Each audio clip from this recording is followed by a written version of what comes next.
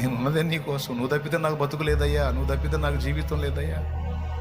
ఇప్పుడు భార్యలు పిల్లలు కాదు, నువ్వు కావాలి, నువ్వు కావాలి, నువ్వు కావాలి. నన్ను వదిలిపెట్టిపోవద్దు, నన్ను వదిలిపెట్టుకో, నన్ను వదిలిపెట్టుకో.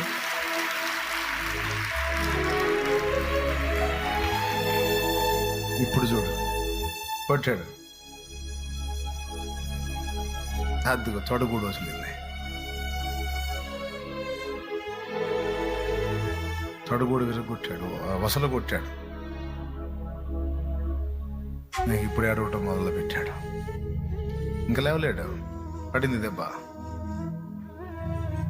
అడుగుతున్నాడు, తెల్లవారుచున్నది కనుక నన్ను పోనివ్వు, నన్ను ఆశీర్వదించకుండా వెళ్తావా అని ఏడుస్తాడు.